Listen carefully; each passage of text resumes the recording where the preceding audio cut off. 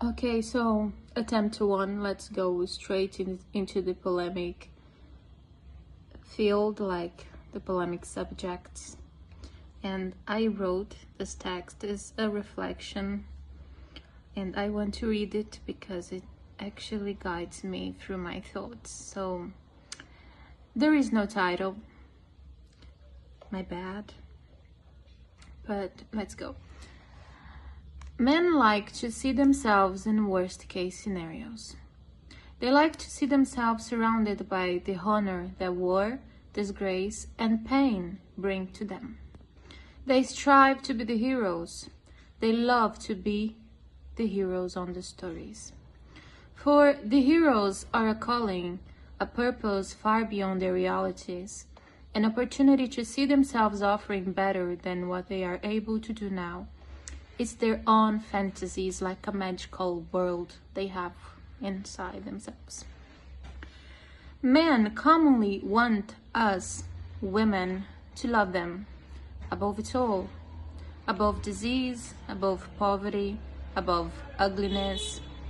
And most of us actually do it. Most women give their lives and their time surrounding men's worlds, giving birth and raising their children, cleaning their houses and taking care and nourishing their lives, bringing joy to their families.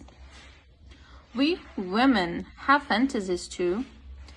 They are commonly romantic ones, filled with expectation for a partner once we do not seek war, disgrace, or pain. It seems like those things are the ones that finds us first. In those fantasies, we are not heroic, for we understand life is not totally black and white, but full of nuances and probabilities where we are the chosen ones. And for that, we became the victims of ridicule. I was watching a video from Twitter today, what actually inspired me to write this rudimentary piece of reflection. The mentioned video is an edit of different male characters from Anime's productions. The first part of the video showed us the characteristics, manners, and traits of those male characters that were written by men. The second half of the video, male characters written by women. Above the video, a subtitle, men write about themselves as they see and act. Women write about them as they would like them to be. I cannot disagree, and that makes me think. Although men generally have great self-esteem, they also see themselves in a really bad light. Their characters, often portrayed as too serious or too silly, or made inferior by a trait of ugliness that sets them apart of society, frequently make them see themselves as a great man who have to find their honor in the insignificance of their own worth. On social media, where the division between men and women is most evident, I see countless comments from men saying that women choose their partners poorly, generally giving an advantage to bad men. In some of these scenarios, many women are also accused of being gold diggers, opinions that I don't always take into consideration. What is remarkable is that in the male universe, there is also great pressure for a man to be protective, successful, and an example for his community, not giving him space to show any kind of weaknesses. Even in this context of pressure, or perhaps because of it, men can often be obsessed with imagining a woman who loves them above all conditions. Extreme poverty, hardship, suffering. It is as if they are addicted to seeing themselves in bad circumstances, and only then they will be sure that they are loved, which seems somewhat pathological in men of our time. But that doesn't seem to be all they have to offer.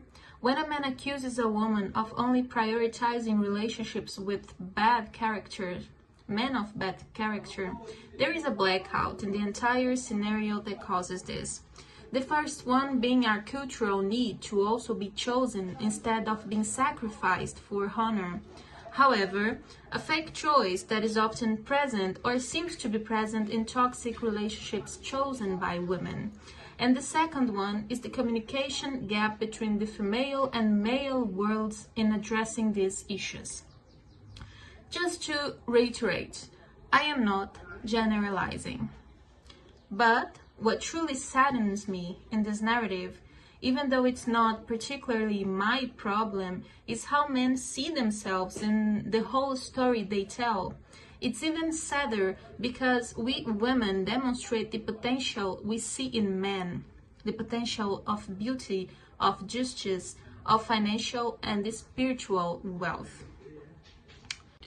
And we show this potential we see through our actions, those I mentioned at the beginning of the reflection.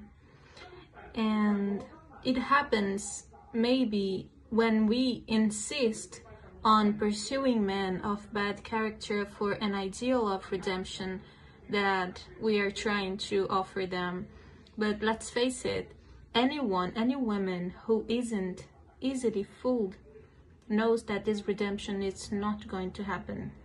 And we women apply this beautiful perspective of men not only to everyday life, but also to the arts, books, and films we create. Every time I think about being loved by a man, I try to imagine myself in the best possible condition, because I yearn to have something better to offer besides misery and self-deprecation. A woman doesn't always want to be with a man for his money, but a woman who truly loves herself has no interest in experiencing a great love in precarious conditions. Therefore, in many works created by men, we will see the ugly aesthetic, the one that they commonly deem necessary for the reality of life, based on the shadow of what men see themselves. So, once again, as a woman who longs to love and to be loved by a man, preferably the same one, I wonder if there will ever be a break in this barrier, now so unsurmountable, between these two worlds.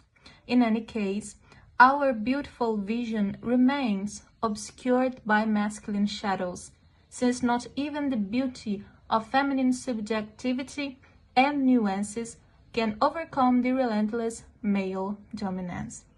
Fortunately, their internalized or externalized ugliness isn't such a big problem after all. In a world where great women design and idealize great men in their lives or in their works, the barrier remains. The world isn't feminine, and men already have the admiration of those they desire the most, themselves.